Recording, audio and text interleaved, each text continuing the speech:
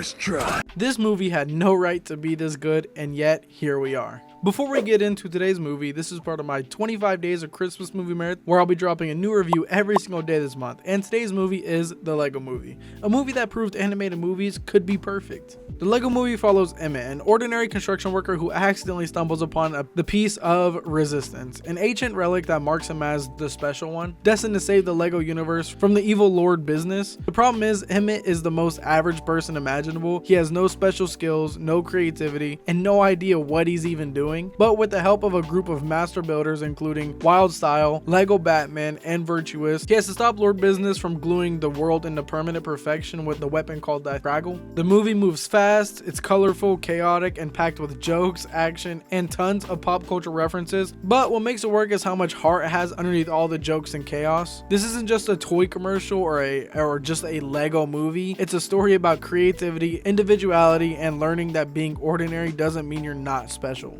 And one thing that really stood out to me personally on this rewatch is how ambitious the movie is. It could have been a simple kids movie about Lego characters going on an adventure, kind of like the Minecraft movie, but instead it became something way more layered and emotional than I think really anybody expected. I personally did not expect it at all, and the ending hits a lot harder as an adult. First off, I want to talk about the animation because it's insane, and it's done digitally on a computer, but it still makes it feel like someone had a camera and was doing stop motion animation, like moving the Lego characters as they go, which is just very cool to me. Every like Lego texture, every brick feels like just real Lego pieces. The way the characters walk with that stiff blocky motion, the way the environments are built, like literally built piece by piece. Even though it's done digitally, it's built like you do actual Legos. And another thing that was kind of cool was like the water and the smoke. They're also made out of like tiny Lego pieces, and that level of attention to detail it just makes the movie so much more immersive. Everything follows the same like limits that real Lego figures have. The characters can only move their arms and legs in certain ways, and somehow that limitation makes the animation even more immersive. And in my opinion, I kind of forgot I was just watching a CGI animated Lego movie. Oh, and another thing that was just insanely satisfying to me was one, the way they build with the Legos, and two, when something is destroyed, it's all Legos. It's done very well. Every explosion, every building collapse, every building scene, it's made out of individual bricks, and watching master builders create things on the fly by just grabbing up random pieces and assembling them mid-action is just visually satisfying. And there is tons of pop culture references and a lot of cameos in this movie, and they add a lot to the plot, but honestly some could be removed and the plot wouldn't really lose anything. You've got like Lego Batman, Superman, Green Lantern, even Gandalf and Dumbledore, and hell, you even got the Ninja Turtles. Some of these characters serve the story and others are just there for fun, but it never feels forced. The movie uses them in a way that feels natural to the Lego brand, or like the movie itself, where anything can exist in the same world and at the same time. And real quick, Chris Pratt as Emmett is just perfect. He brings the optimism and earnestness, I think that's the right word, to the character, and it really makes you root for him even when he's failing. And also Will Ferrell voicing both Lord Business and the dad in the real world is such a brilliant casting choice. You don't realize it at first, but once you realize it, you're like, oh, that was good. And not everything is perfect, and I say this in every video.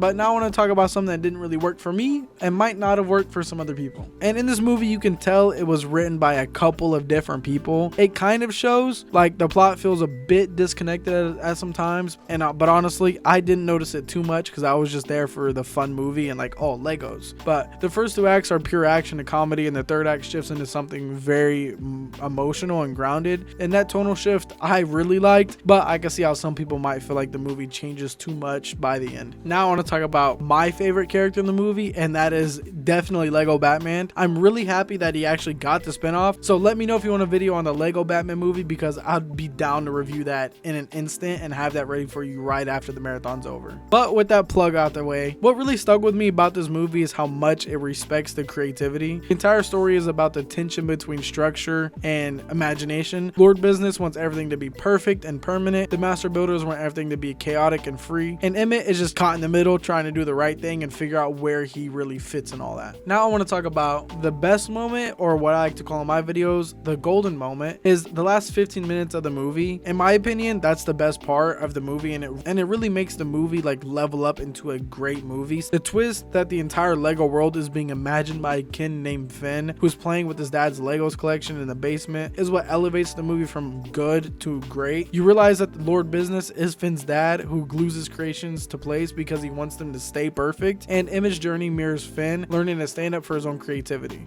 And the scene where Finn's dad sees what his son has been building and realizes he's been suppressing his creativity, it's so simple, but it hits insanely hard. Emmett's speech to Lord Business about how everything is special plays out as Finn is telling his dad that he's special too, and he has power to change everything. And when the dad finally lets Finn play with the Legos, Lord Business reforms, stops using the crack, and kind of saves the universe by stopping doing everything he was doing. It's such a beautiful, earned ending, and it really ties the entire movie together. And I might repeat a few things here really quick, but this is why the movie works overall, and it works because it understands that being ordinary doesn't mean you're not special. Emmett spends the entire movie feeling like he's not good enough, he's not creative enough, he's not a master builder, he's just a guy who follows the instructions. But by the end, he realizes that following instructions isn't a weakness, it's a strength in its own right. And when he combines structure with creativity, he actually becomes the hero the Lego universe needed. And another reason why it works is because this movie is a love letter to Lego as a brand. It celebrates the idea that Lego is for everyone, not just for kids, it is for adults too. So yeah, if you're an adult or if you're a kid, if you like Lego, and even if you don't like Lego. And as you know, I love animated movies, so I might have glazed a little bit in this video, but that is what it is. If you're watching my channel, you know by now that I kind of just like every movie. Anyway, watch the Lego movie. It's really good and it's actually really worth it. Thank you for joining me in today's movie review. If you enjoyed it, don't forget to subscribe. I'll be dropping a new video every single day this month for my 25 days of Christmas movie marathon. Tomorrow's review is a big one, and trust me, you don't want to miss it. In the meantime, feel free to check out yesterday's video if you haven't already. And as always, stay curious and let's keep the conversation going.